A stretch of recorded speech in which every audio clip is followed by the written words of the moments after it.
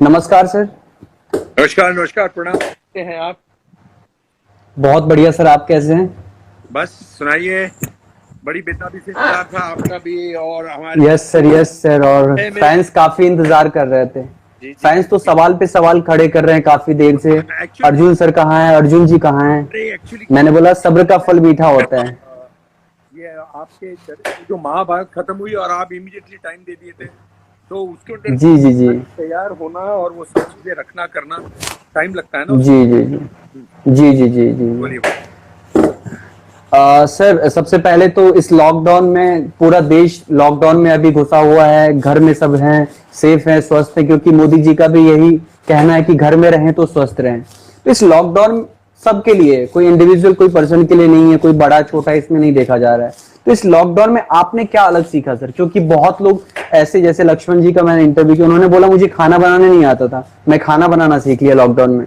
तो आपने क्या नया सीखा सर इस लॉकडाउन से?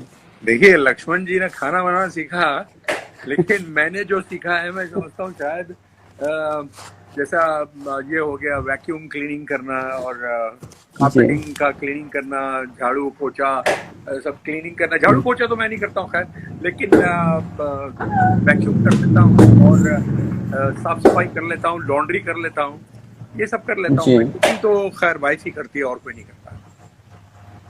बहुत बढ़िया थोड़ा सर। हेल्प तो कर देता सवाल हूँ उसको कि भाई कुछ कटिंग वटिंग में। अब वो लक्ष्मण जो है वो तो ऐसे ही अकेला है, तो उसको उसको तो बेचारे को करना ही पड़ेगा पूरा।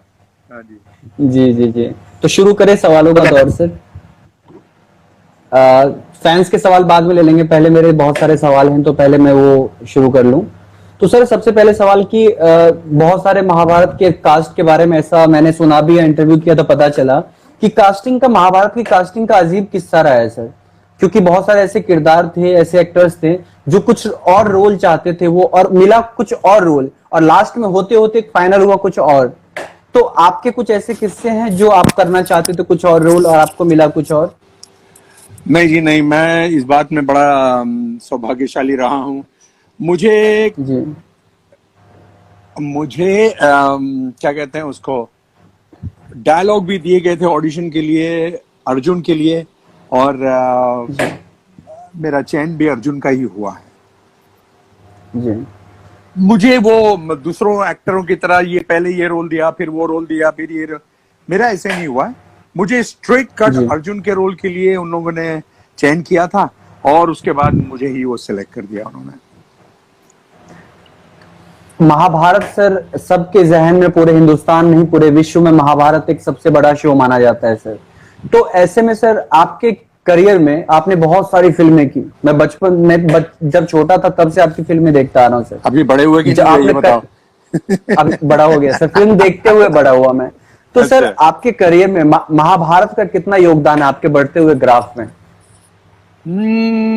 देखिए, सबसे पहला ग्राफ जो महाभारत के अंदर जो सबको मुझे जो सीख मिली और जो मैं सबके लिए कहूंगा भी, तो वो है you have to be focused. बिल्कुल आपका फोकस बिल्कुल करेक्ट होना चाहिए कि आपको जिंदगी में जी क्या करना है। आप यूं भटकते रहेंगे तो उससे कुछ नहीं होगा, क्योंकि वो कहते हैं ना कि rolling stone gathers no moss. वो आपको यस। दृढ़ता से एक अपना लक्ष्य बताना चाहिए और लक्ष्य का भेदन करो तो वो मिल ही जाता है आपको। तो मेरे को नेक्स्ट सवाल। पहले तो ये हुआ था जी कि आई वॉज वेरी फोकस्ड। दूसरी बात, एक निष्ठा और एक ईमानदारी से कोई चीज करने के लिए ये चीजें सीख मिली। क्योंकि हम बाज़ वक्त कहते हैं कि हम बड़ी ईमानदारी से काम करते हैं, लेकिन हम करते हैं। देखिए, अब मेरे करियर ग्राफ में तो सिर्फ यही है कि मैंने फोकस करना सीखा जिंदगी में, कि फोकस क्या होता है। ईमानदारी से जो भी करता हूँ अपनी ईमानदारी से करता हूँ और उसका परिणाम जो है उसकी इच्छा नहीं करता हूँ। जो भगवान देगा वो दैट्स फाइनल, लेकिन हाँ, मैं मेहनत से अपना काम जरूर करता हूँ।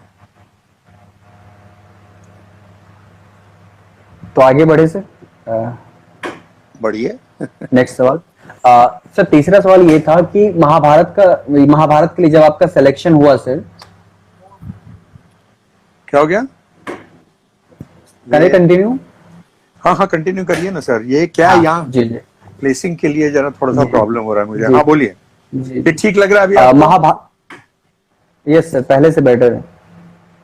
हाँ बोलिए।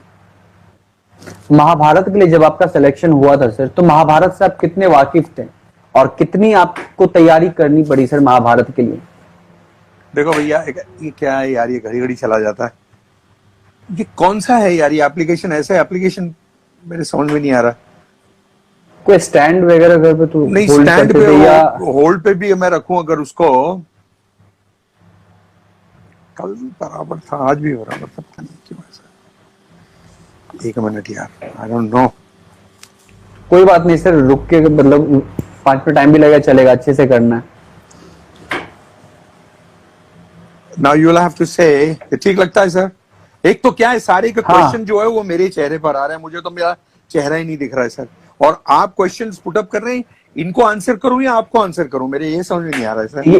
ये लास्ट में, ये आंसर लास्ट में करेंगे, फैंस के आंसर। तो उनको बोलिए ना, फिर बाद में क्वेश्चन करिए ना। ये तो ये स्टार्टिंग में बोला हुआ था। और फैंस के लिए रिक्वेस्ट है कि आप लोग सवाल, हमारे जब सवाल खत्म हो जाएंगे उसके बाद आप लोग सवाल दे सकते हैं, आपके सवाल के भी आंसर मिलेंगे, आप लोग इंतजार कीजिए, जरूर मिलेंगे आपके सवालों के आंसर। दोस्तों, मेरे अजीजों, please please stop giving your questions now, क्योंकि मुझे इनसे ये करना है, बातें करनी है।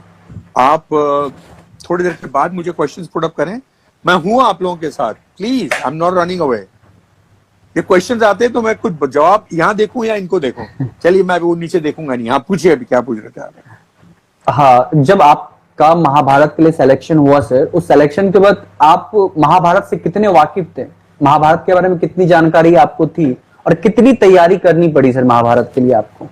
ऑनेस्टली स्पीकिंग, मुझे महाभारत के बारे में कुछ ही नहीं मालूम था, बिल्कुल नहीं मालूम था, क्योंकि मैं सिर्फ इतना जानता था कि महाभारत का मतलब होता है एक अच्छा सा, एक बहुत ही हैंडसम आदमी है जो वहाँ रथ पर बैठा है, और एक खूबसूरत आदमी जिसके हाथ में तीर और कमान है, और बस वही है, वही एक छवि थी मेरे दिमाग में, और तो कुछ नहीं था। और मैंने जो तो एजुकेशन अपनी ऑक्सफोर्ड में किया था, तो मुझे ये भी नहीं मालूम था कि what exactly is how the things are, you understand?